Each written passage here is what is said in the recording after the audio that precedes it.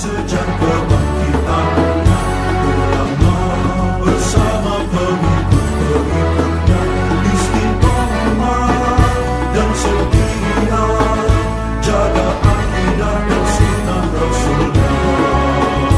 Alhamdulillah segala puji baginya, ulama bersama pengikut-pengikutnya istiqomah dan setia menjaga agama manusia dan bangsa. Mari kuatkan niat kita, kita bulatkan tekad kita, terus lanjutkan amal kita, mengembangkan hikmah kita.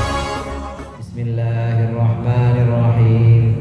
Alhamdulillah muallimil tullabi wa musahhilil khairi liman yata'allamu. Thumma assalatu wassalamu ala nabi wa alihi wa sahbihi jayu'udhu.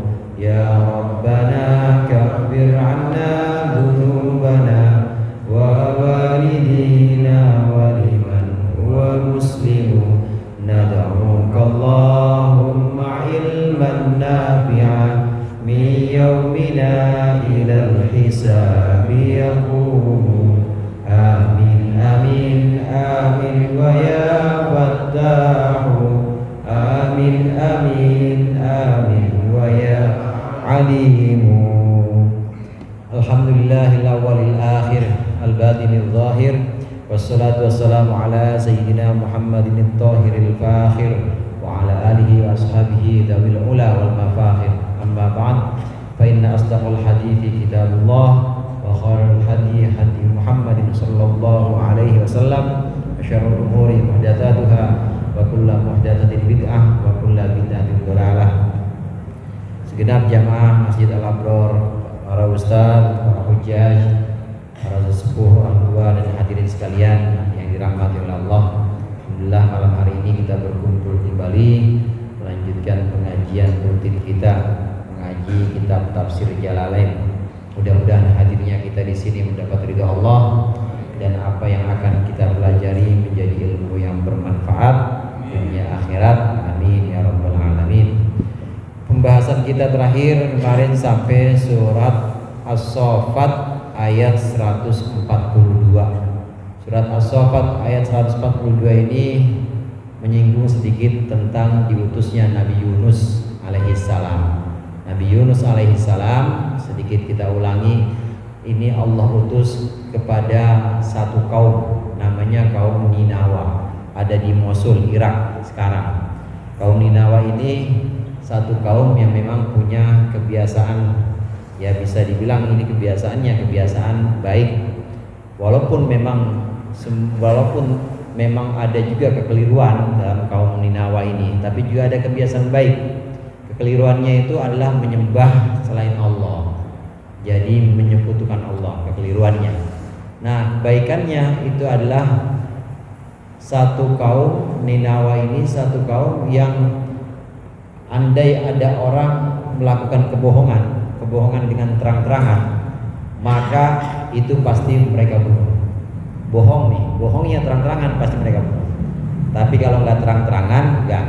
Tapi kalau benar-benar menyatakan kebohongan, menyebutkan kebohongan, dan ini terang-terangan kebohongan yang nyata, maka bisa dibunuh. Ini juga yang menjadi alasan kenapa Nabi Yunus itu cabut, karena udah bilang sama kaumnya, udah janji sebentar lagi, 3 hari lagi tungguin, pasti azab Allah akan turun. Ternyata azab gak turun-turun, sampai hari ketiga gak turun-turun juga. Nah, Nabi Yunus khawatir, ini kaum Ninawa ini memang punya satu kebiasaan, kalau orang bohong seperti tadi menyatakan satu ancaman, bohong kan itu gak turun kepada kaum Ninawa ini, maka khawatir Nabi Yunus dibunuh. Maka Nabi Yunus akhirnya pergi dari kampung itu tanpa izin Allah perginya. Ini kita singgung sedikit, ada di ayat 142 yang kemarin sudah kita bahas. Kita akan lanjutkan di ayat berikutnya, ayat 143. Bismillahirrahmanirrahim. Qala Allah Ta'ala wa huwa asdaqul qailin. Falaula annahu kana minal musabbihin lalabitha fi batnihi ila yaumi yub'atsun. Falaula annahu kana minal musabbihin, andai saja Yunus tidak termasuk orang yang membaca tasbih. Adzakirina, maksudnya orang-orang yang berzikir, biqaulihi katsiran fi batnil hud, dengan ucapannya Nabi Yunus sering-sering fi batnil hud, dalam perut ikan besar. Hud itu ikan besar. Dalam perut ikan itu Nabi Yunus sering-sering menyebut zikirnya apa? La ilaha illa anta subhanaka inni kuntu minadh dhalimin. La ilaha illa anta, tidak ada Tuhan selain Engkau ya Allah, subhanaka, maha suci Engkau, inni kuntu minadh dhalimin, sesungguhnya aku benar-benar orang yang zalim, orang yang berbuat aniaya terhadap diri sendiri. Lalabitha, kalau dia tidak menyebutkan itu tasbih itu, lalabitha fi batnih, maka pasti dia akan menetap di perut ikan, ila yaumi yub'atuna, hingga hari dibangkitkannya manusia. Lasoro batnul huti qabron lahu, maksudnya pasti akan jadi perut ikan besar itu sebagai kuburan lahu untuk Nabi Yunus, ila yaumil qiyamati, kepada hingga hari kiamat. Nabi Yunus ya Allah utus kepada kaum yang namanya kaum Ninawah. Ini setelah mengancam kaumnya, dan memang sesuai dengan janji Allah, mengancam kaumnya kira-kira 3 hari lagi bakal turun azab. Ternyata ditungguin hari pertama enggak, hari kedua kok enggak ada tanda-tanda apa-apa nih, enggak ada tanda-tanda apa-apa. Akhirnya Nabi Yunus pergi. Kemudian kepergian Nabi Yunus ini, hadirin, ini berdasarkan ijtihad atau berdasarkan satu pemikirannya Nabi Yunus sendiri. Jadi bukan diperintahkan oleh Allah, bukan. Dan ini tidak termasuk juga dosa besar. Dibilang dosa besar juga bukan, dibilang dosa kecil juga bukan. Karena biasanya para rasul, para nabi ini kan pasti dituntun, pasti dibimbing oleh Allah dalam melakukan segala sesuatu. Nabi Yunus di sini berijtihad, tafakkur, mikir gimana baiknya nih. Baiknya kayaknya gue kabur aja dari kampung ini, bahaya kalau nggak kabur. Ternyata nggak turun gue azab. Atas dasar ijtihadnya atau atas dasar tafakkur atau pemikirannya, maka Nabi Yunus memutuskan untuk pergi dari kampung itu. Perginya Nabi Yunus tanpa izin Allah ini bukan dosa besar dan juga bukan dosa kecil. Ada sesuatu yang namanya khilaful aula. Jadi kalau dalam hukum fikih itu ada yang makruh, kalau yang paling tinggi itu ya haram. Ada yang haram. Haram itu kalau dikerjakan dosa, kalau ditinggalkan dapat pahala. Ada yang makruh. Makruh itu kalau dikerjakan nggak apa-apa, tapi kalau ditinggalkan dapat pahala, makruh. Nah di bawah itu ada yang namanya khilaful aula. Khilaful aula ini di bawah makruh, jadi bukan makruh. Khilaful aula ini lebih ringan dibanding makruh.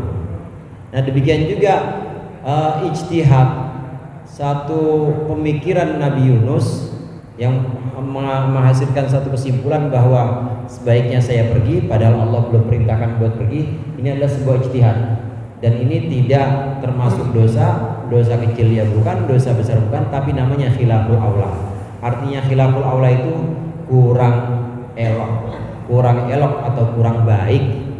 Ya baiknya Rasul atau Nabi itu baiknya menunggu perintah Allah kalau mau pergi kemana-mana. Tapi Nabi Yunus tidak, jadi kurang baik aja atau kurang elok saja. Kepergian Nabi Yunus ini sebagaimana kita bahas dalam pertemuan yang lalu, kemudian naik perahu sang nakoda pada waktu itu memang punya satu insting yang kuat. Perahu kalau udah oleng, perahu kalau kira-kira udah gak imbang lagi, udah pengen tenggelam aja, ini berarti ada budak minggat nih. Ada budak yang minggat dari tuannya, pergi nggak bilang-bilang. Orang yang pergi nggak bilang-bilang itu biasanya bikin apes, suwe di kapal. gara-gara dia nampung orang yang pergi nggak bilang atau minggat bahasa kitanya, maka ini bisa apes nih, bisa apes. Tapi nakoda kapal pada waktu itu nggak kemudian sewenang-wenang mengeluarkan Nabi Yunus, nggak, tetap diundi siapa yang harus keluar dari perahu ini. Ternyata memang betul yang keluar nama Nabi Yunus. Akhirnya dilemparin Nabi Yunus, dilemparin dari perahu, kemudian terombang-ambing di laut. Singkatnya diuntal. Tahu diuntal Pak? Diuntal itu ditelan, tapi nggak pakai dikunyah, langsung di apa namanya itu? Ya diuntal itu ditelan aja begitu aja udah. Jadi nggak dikunyah sama ikan, langsung ditelan masuk ke dalam perut ikan. Di sini sebutannya al-hut. Ini ikan besar, yang mungkin sebesar ikan paus gitu ya. Tapi sebutannya di sini adalah al-hut. Nabi Yunus masuk dalam perut ikan ini dalam keadaan terhina. Artinya dalam keadaan terhina di sini memang beliau merasa salah, pergi meninggalkan kaumnya sebelum Allah memberikan aba-aba atau memberikan izin. Nah, dalam perut ikan ini Nabi Yunus terus tasbih, Bang. Membaca tasbih. Tasbihnya la ilaha illa anta subhanaka inni kuntu minadz zalimin. Tidak ada Tuhan selain Engkau ya Allah, Maha suci Engkau, sesungguhnya aku orang yang zalim. Ya Allah, tidak ada Tuhan selain Engkau, Maha suci Engkau, sesungguhnya aku adalah orang yang zalim. Ya Allah, tidak ada Tuhan selain Engkau, Maha suci Engkau, sesungguhnya aku adalah orang yang zalim. Ini sebuah zikir yang menyatakan kesalahan diri sendiri. Kita juga kalau dalam masalah dan terbelit masalah yang tidak kunjung selesai, banyak-banyak baca ini Pak, tasbih ini. La ilaha illa anta subhanaka inni kuntu minadz zalimin. Pertama, la ilaha illa anta ini menyatakan satu kalimat, namanya kalimatul ikhlas atau kalimat tauhid kadang disebut. Tidak ada Tuhan selain Engkau ya Allah. Artinya aku hanya pegangan, aku hanya bersandar kepada Engkau ya Allah. Aku enggak bersandar kepada amal ibadahku. Kalau Nabi juga begitu, aku enggak bersandar kepada statusku sebagai Nabi. Ustadz juga begitu, aku enggak bersandar kepada kealimanku. Aku enggak bersandar kepada apa-apa ya Allah. La ilaha illa anta. Aku hanya bersandar kepada Engkau ya Allah. Orang kaya begitu juga, la ilaha illa anta. Aku enggak bersandar kepada hartaku. Ya Allah, aku tidak bersandar kepada apapun, tidak bersandar kepada apapun kecuali kepada Engkau ya Allah. La ilaha illa anta. Subhanaka itu artinya maha suci Engkau. Maksudnya kalau disebutkan subhanaka berarti aku kotor ya Allah. Ya Allah, aku tidak bersandar kepada apapun, aku hanya bersandar kepada Engkau. Aku kotor ya Allah. Ini maksudnya la ilaha illa anta subhanaka inni kuntu minadz zalimin. Ditegaskan lagi di akhirnya bahwa sungguh aku adalah orang-orang yang zalim. Aku adalah orang-orang yang menganiaya diriku sendiri. Kenapa menganiaya diri sendiri? Karena minggat, pergi nggak bilang-bilang, pergi tanpa izin Allah meninggalkan kaumnya, itu kan berarti zalim. Harusnya zalim itu kan lawan katanya adil. Adil itu menempatkan sesuatu wad'u syai'i fi mahalli. Adil itu meletakkan sesuatu pada tempatnya. Kalau zalim, wad'u syai'i fi ghairi mahalli. Zalim itu menempatkan sesuatu tidak pada tempatnya. Peci, awing ditaruh di kaki buat keset. Zalim itu namanya. Awing mana 150.000 ya? Taruh di keset. Sendal jepit 20.000 ya, 20.000 tapi ditaruh di pala. Namanya zalim, meletakkan sesuatu tidak pada tempatnya. Hubungannya, kaitannya dengan Nabi itu ya kalau mau bertindak harus dengan perintah Allah. Tidak bisa bertindak atas ijtihadnya pribadi atau atas pemikirannya pribadi, nggak bisa. Maka di sini Nabi Yunus ngaku ini kuntu minaz zalimin, aku zalim ya Allah, aku sudah minggat. Bicara tentang minggat ini hadirin, minggat ini pergi nggak izin. Kalau budak nggak izin dengan tuannya, kalau istri nggak izin sama suaminya, atau anak nggak izin sama bapaknya, namanya minggat. Untuk orang abik itu orang yang minggat, ini nggak dapat rukhsah. Ada perempuan misalnya, atau ada anak pergi minggat dari bapaknya. Saya minggat mana? Minggat ke Cirebon. Cirebon itu udah 200 kilo. Meskipun udah 200 kilo, nggak boleh ambil rukhsah sholat jamak, nggak boleh. Nggak boleh ambil rukhsah sholat qashar, nggak bisa. Puasa bulan Ramadan, aus di rest area minum, nggak boleh juga. Orang yang pergi minggat itu perginya adalah pergi dalam keadaan maksiat atau pergi dalam keadaan berdosa, maka dia tidak boleh ambil rukhsah, nggak boleh ambil keringanan ini. Nah, kembali kepada pembahasan Nabi Yunus. Nabi Yunus ini pergi tanpa izin Allah, kemudian Allah uji Nabi Yunus, dimakan atau ditelan ikan. Nah, dalam perut ikan ini Nabi Yunus bertasbih, la ilaha illa anta subhanaka inni kuntu minadh dhalimin. Ada satu ulama yang mengatakan kalau kita baca banyak-banyak tasbih ini, la ilaha illa anta subhanaka inni kuntu minadh dhalimin, terutama dalam sujud kita, sujud sholat malam sendirian, jangan lagi jadi imam sujud la ilaha illa anta, soalnya banyak 40 kali 40 kali begitu bangun jamaah bubar, udah pada nggak ada orang-orangnya. La ilaha illa subhanaka, la ilaha illa anta subhanaka inni kuntu minadh dhalimin, la ilaha illa anta subhanaka inni kuntu, sesungguhnya aku adalah minadh dhalimin, termasuk orang-orang zalim. Dibaca 40 kali. Salat sunnah 2 rakaat, dalam sujudnya baca tasbih ini 40, maka insya Allah permohonan apapun Allah kabulkan. Jadi sujudnya rada lama itu, rada lama. Salat malam atau hajat, kemudian sujud, setelah baca zikir sujud seperti biasa, subhana rabbiyal a'la bihamdi, tambahin ini la ilaha illa anta subhanaka inni kuntu minadh dhalimin. Kalau dalam kesulitan ini Allah beri kemudahan, dalam kesempitan Allah beri kelapangan, kalau dalam kesedihan Allah beri kesenangan atau bahagia. Ini tasbih yang diucapkan oleh Nabi Yunus ketika di dalam perut ikan yang besar. Kata Allah di sini, andai Yunus tidak menyebutkan tasbih itu, pasti sampai hari kiamat dia tetap di dalam perut itu. Nah, Imam Jalalain menyebutkan sara batnul hut qabran lahu, perut ikan itu jadi kuburannya, jadi kuburan Nabi Yunus. Jadi kubur itu sebenarnya hadirin bukan makna yang sifatnya fisik saja. Kalau kita kenal kuburan itu maksudnya adalah fisiknya, tanah yang digali, kemudian dibuat lubang, ada yang lubang landak, ada lagi satu lagi apa? Lubang yang lahat ya, ada yang lahat, ada yang landak.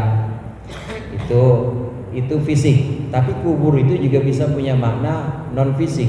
Jadi yang disebut dengan kuburan bukan hanya kuburan yang digali, tapi tempat apapun yang menjadi tempat jasad setelah ditinggalkan oleh ruh, maka jadi kuburan. Orang yang dimakan ikan dan nggak keluar lagi, Nabi Yunus kan keluar, nggak keluar lagi, ada di perut ikan, maka perut ikan kuburannya. Orang yang mati kecelakaan misalnya, nah kemudian dia tenggelam di laut, maka lautan adalah kuburannya, atau tanah laut adalah kuburannya. Dimakan hewan buas misalnya, yang satu di bawah badannya di bawah binatang yang ini, satu di bawah binatang yang lain, dia itu kuburannya di situ. Jadi terpisah-pisah, kuburannya terpisah-pisah. Dan ini bisa Allah kumpulkan tetap, gampang. Allah mengumpulkan itu semua sangat mudah. Nabi Yunus alaihissalam ini menyebutkan tasbih ini, banyak menyebutkan tasbih la ilaha illa anta subhanaka inni kuntu minadh dhalimin, sehingga diselamatkan dari perut ikan. Bagaimana kelanjutannya? Bagaimana setelah Nabi Yunus membaca tasbih ini? Fanabadnahu bil ara'i wa huwa saqim wa ambatna alaihi syajaratan min yaqtin. Fanabadnahu, maka kemudian kami lemparkan Yunus, ai alqainahu min batnil hut, kami lemparkan Yunus dari perut ikan itu, bil ara'i, di permukaan atau daratan, biwajhil ardi maksudnya permukaan bumi, ai bisahili maksudnya di pantai, min yaumihi pada hari itu juga, au ba'da talatatin atau setelah 3 hari, au sab'ati ayyamin atau 7 hari, au isyrina atau 20 hari, au arba'ina yauman atau 40 hari. Ada beberapa kaul. Ada kaul yang pertama, Nabi Yunus dalam perut ikan besar ini baca tasbih la ilaha illa anta subhanaka inni kuntu minadz zalimin, la ilaha illa anta subhanaka inni kuntu minadz zalimin. Ini dibaca seharian. Nah setelah itu ikan panas Pak perutnya. Perut ikan ini panas, rasanya kagak enak di perut saya kata ikan. Akhirnya muntah begitu aja dia, muntah.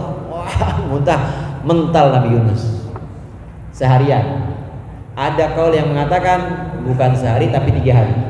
3 hari Nabi Yunus ada di perut ikan ini karena bacaan tasbihnya, ikannya kemudian perutnya rasanya panas, enak, kayaknya ada rasa yang gak enak, muntah tuh ikan, muntah keluar Nabi Yunus. Ada yang mengatakan 7 hari, kaulnya yang lain mengatakan 20 hari, kaul yang lain mengatakan 40 hari. 40 hari membaca tasbih terus, la ilaha illa anta subhanaka inni kuntu minadz zalimin. Setelah itu, setelah membaca tasbih, maka Allah selamatkan dengan membuat ikan itu mengeluarkan atau memuntahkan Nabi Yunus. Kemudian Nabi Yunus Allah selamatkan langsung dimuntahkan dan mental di sebuah daratan. Wa huwa saqim, dan dia Nabi Yunus dalam keadaan sakit. Alilun maksudnya sakit, kal farhil muma'ati, seperti kal farhil muma'ti, seperti anak burung yang dicabut bulu-bulunya. Muntah, dimuntahin dari perut ikan dalam keadaan basah. Namanya dari perut ikan Pak, dalam keadaan basah kayak anak burung. Anak burung itu yang baru lahir, bulu-bulunya kan pada basah tuh begitu ya. Nah kayak begitu rasanya, lemes, nggak bisa ngapa-ngapain, bangun aja nggak bisa. Buat boro-boro, buat lari, buat nyari makanan nggak bisa. Bangun aja masih lemes banget. Selama beberapa hari, menurut beberapa kaul di sini, beberapa hari ada di perut ikan, dimuntahkan tapi dalam keadaan sakit atau lemas Nabi Yunus di sini. Wa ambatsna alaihi syajaratan min yaqtin. Kemudian kami tumbuhkan untuk Yunus syajaratan min yaqtin, pohon semacam labu. Wahia al-qar'u, ya dia itu syajarah, al-qar'u adalah labuh tudilluhu bisakin, yang melindungi Yunus bisakin dengan batangnya, ala khilafil adati, dengan atas khilaful adah atau khariqun lil adah, di suatu yang menyalahi adat atau yang tidak sesuai dengan adat, tidak sesuai dengan kebiasaan, fil qur'i, dalam buah labu. Mu'jizatan, sebagai mukjizat lahu untuk Nabi Yunus. Wa kanat ta'tihi, dan ada qur'ah, ada labu itu ta'tihi, mendatangi Yunus. Wa illatan sobahan wa masaan. Ta'tihi illatan, dalam keadaan sakit, sobahan wa masaan, di pagi dan sore hari, yashrabu min labaniha, di mana Nabi Yunus ini minum dari air susunya. Oh ini wa illatan ini. Ya illatan, dari susunya, hatta qawiya, sehingga Nabi Yunus kuat, hatta qawiya, sehingga Nabi Yunus menjadi kuat kembali atau menjadi sehat kembali. Pohon labu, semacam labu, yaktin itu adalah pohon labu. Kemudian Allah tumbuhkan ini pohon labu. Pohon labu itu nggak ada batangnya Pak, nggak ada batangnya. Ada walaupun ada ya batangnya ini pendek. Tapi di sini oleh Allah ini dibuat tumbuh besar dan bisa dipakai buat berteduhnya Nabi Yunus. Ini mujizat dari Allah untuk Nabi Yunus. Harusnya biasanya yang namanya pohon labu ya pendek, tapi ini tinggi dan banyak daunnya, bisa dipakai berteduh oleh Nabi Yunus. Nabi Yunus dimuntahkan oleh ikan, kemudian ada di bawah pohon ini pohon yaktin, di mana pohon yaktin ini setiap hari ini bisa dimakan buahnya. Ada yang jatuh dimakan sama Nabi Yunus. Emang nggak bisa ngapa-ngapain, buat jalan juga masih lemes banget, makan di situ. Nah, di saat yang sama bukan cuma buah labu ini, tapi ada kambing. Nabi Yunus di situ ada kambing, ya kambingnya di dekat pohon labu. Nabi Yunus netek sama kambing itu, artinya minum dari situ. Ya kalau buat apa diperah, kalau buat dipencet-pencet belum kuat, benar-benar belum kuat. Tapi Nabi Yunus minum dari susunya itu, minum dari susu kambing yang tiap pagi sore datang. Pagi datang ke situ, Nabi Yunus sudah selesai, dia pergi lagi, sore datang lagi. Ini kambing yang mendatangi Nabi Yunus ketika Nabi Yunus baru banget dimuntahkan dari perut ikan. Dan ini diceritakan oleh Rasulullah SAW. Apa yang disampaikan oleh Rasulullah, hadis-hadis ini menjadi dasar atau menjadi penjelasan ayat-ayat Al-Quran. Saat ada cerita di Al-Quran, kemudian ada cerita yang melengkapinya, Imam Jalalain ini mengambil dari riwayat hadis. Jadi ada tafsir namanya tafsir bil ma'thur. Tafsir bil ma'thur ini menafsirkan Al-Quran dengan hadis. Termasuk tafsir Jalalain ini adalah tafsir bil ma'thur, menjelaskan Al-Quran. Gimana caranya Nabi Yunus itu bisa segar lagi? Dijelaskan oleh hadis bahwa Rasulullah menjelaskan saat itu ada pohon labu, ada juga kambing yang setiap pagi datang kepada Nabi Yunus, sore datang lagi, dan Nabi Yunus minum dari susunya kambing ini. Makannya makan labu, minumnya minum susu. Kita juga kalau mau kuat makannya makan labu, minumnya minum susu juga. Cepet tuh sehat. Cepet. Buat ini, buat ya stamina. Ini yang Allah ciptakan, yang Allah tentukan untuk Nabi Yunus sebagai mukjizat. Ada aja itu kambing, yang datang tiap pagi, tiap sore. Nabi Yunus minum dari susunya, dan ini yang kemudian dilakukan beberapa hari sampai Nabi Yunus kemudian kuat kembali. Setelah Nabi Yunus kuat, wa arsalnahu ila mi'ati alfin aw yazidun fa amanu famatta'nahum ila hin.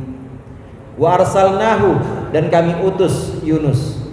Kata Allah, kami utus Yunus ba'da dzalika, setelah itu, setelah ditelan oleh ikan, kaqablihi, sebagaimana sebelumnya, ila qaumin bininawa, kepada satu kaum di sebuah daerah Ninawa, min ardil Mosul, dari Mosul, dari tanah Mosul Irak sekarang.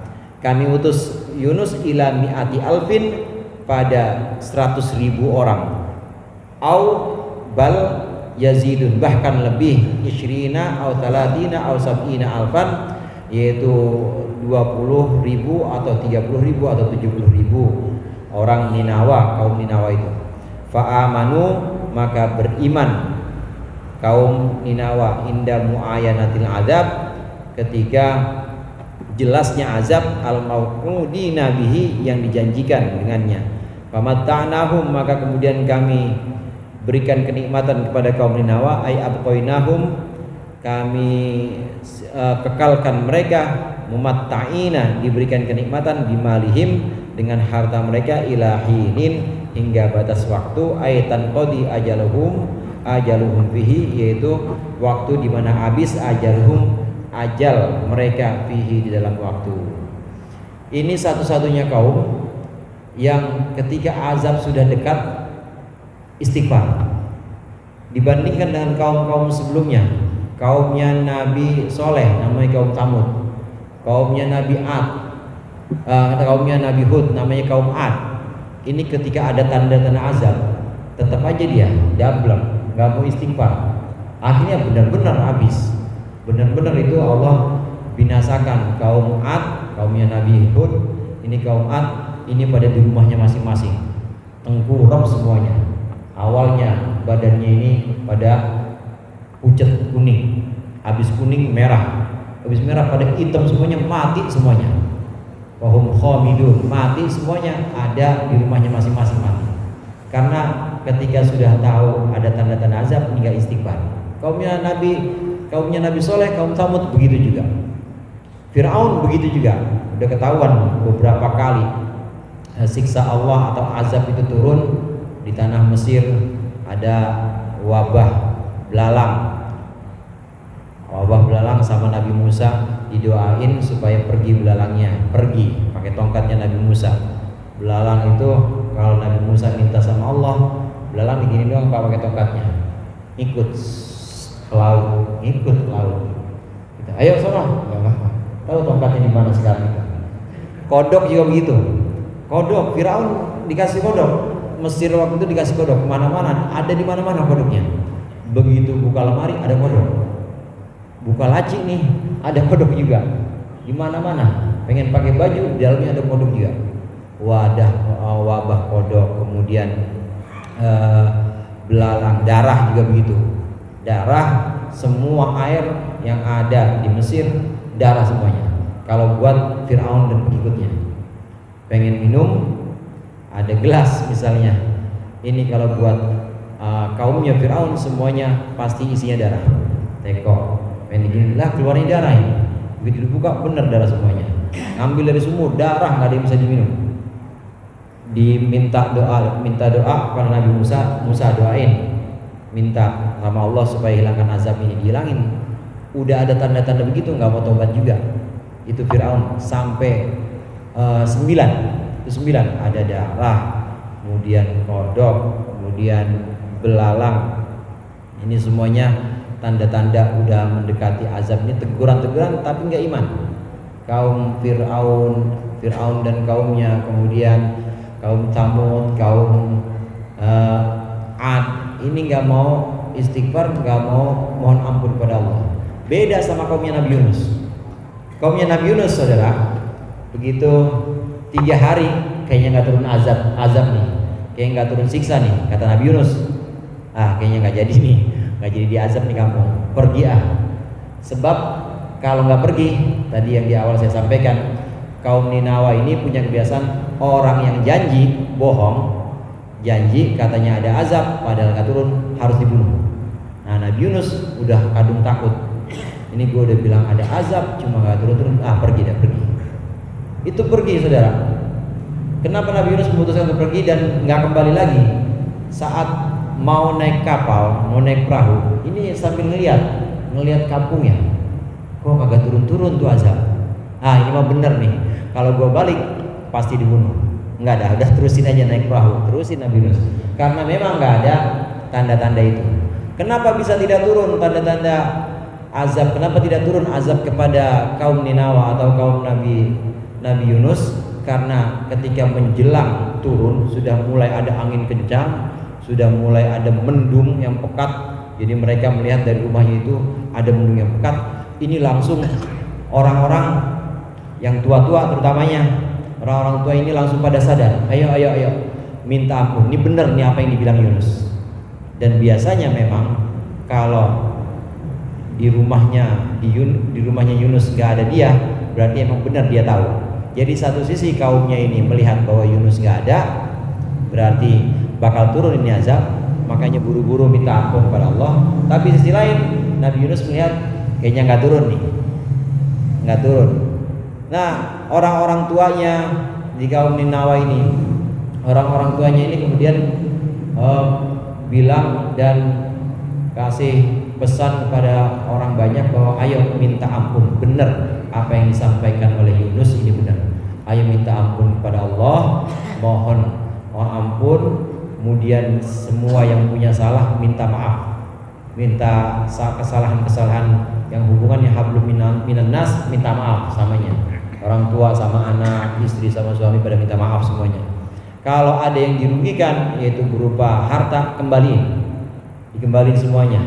Dulu pernah ngambil barangnya orang dibalikin, maaf ya ini barang saya, terus sampai begitunya. Ini keadaan taubat masal, minta ampun bareng-bareng di kaum Ninawa. Ini kemudian mengurungkan azab. Akhirnya Allah mengampuni kaum Nabi Yunus dan gak jadi turun azabnya. Inilah yang dimaksud dalam ayat yang terakhir kita baca. Ayat yang terakhir kita baca di sini, fa'amanu famatta'nahum ilahin. Mereka ini akhirnya beriman dan kemudian Allah berikan nikmat. Satu sisi kaumnya Nabi Yunus ini sudah Allah selamatkan dari azab karena memang merasa Nabi Yunus benar. Nabi Yunus sudah menyampaikan satu ancaman yang benar, ternyata akan turun, nggak jadi turun karena memang buru-buru mohon ampun, buru-buru istighfar kepada Allah, tobat, akhirnya selamat. Nah, sisi lain Nabi Yunus juga akhirnya mohon ampun kepada Allah dan Allah sehatkan, lalu Allah kembalikan kepada kaumnya. Begitu Nabi Yunus kembali ke Ninawa, kaumnya sudah menyambut. Benar ternyata Yunus. Benar, gimana ceritanya? Iya, azab sudah hampir turun kepada kami. Azab sudah hampir turun ke kampung ini, tapi kami semuanya taubat masal. Kami semuanya minta ampun kepada Allah yang ada hubungannya dengan manusia, hakul adami. Kami kembalikan semua. Kalau ada harta yang dirampas pihak lain, maka pihak yang merampas harus mengembalikan. Kami mohon ampun kepada Allah, akhirnya nggak jadi turun. Oh begitu kata Nabi Yunus. Iya, begitu ceritanya. Ketemu Nabi Yunus dengan kaumnya lagi. Nah, setelah itu Nabi Yunus diutus dan dakwahnya sukses. Di sini disebutkan mi'ati alfin, 100.000 pengikutnya. Mi'ati alfin itu 100.000, atau ada yang mengatakan bahkan lebih, yazidun. Di sini sebutannya 100.000 atau lebih. Ada yang mengatakan 20, ada yang mengatakan ini kan 100.000, ada yang mengatakan lebih dari itu. Jadi 100.000 atau 120.000 atau 130.000 atau 170.000. Ini satu dakwah yang kala itu termasuk berhasil, sukses.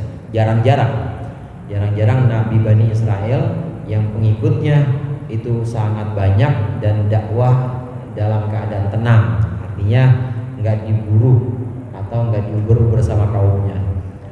Beda sama nabi-nabi, misalnya kemarin ada Nabi Ilyas diuber-uber sama kaumnya. Nabi Yusha, sebelumnya juga Nabi Musa, ini pada bangun-bangun, tapi Nabi Yunus enggak. Nabi Yunus sukses, berhasil memimpin kaumnya sebanyak 100.000 atau 120.000 atau 170.000. Kami kembalikan Yunus kepada kaumnya, memimpin kaum Ninawa, dan kaum Ninawa itu Allah berikan kebahagiaan hingga ajal atau batas waktunya. Karena setiap kenikmatan itu pasti ada habisnya. Nah, habisnya kenikmatan kaum Ninawa ini adalah ketika ajal mereka, artinya udah selesai masa hidupnya, maka Allah ambil kenikmatannya. Tapi yang jelas di sini kaum Ninawa dan Nabi Yunus ini adalah kelompok orang-orang yang Allah berikan kenikmatan karena taubat, karena mohon ampun kepada Allah. Fastaftihim ali rabbikal banatu wa lahumul banun am khalaqnal malaikata inatha wa hum syahidun. Fastaftihim ali rabbikal banat wa lahumul banun wallahu a'lam bissawab. Mudah-mudahan bermanfaat, dikurangnya mohon maaf. Wallahul muwaffiq ila aqwamit thoriq. Wassalamualaikum warahmatullahi wabarakatuh.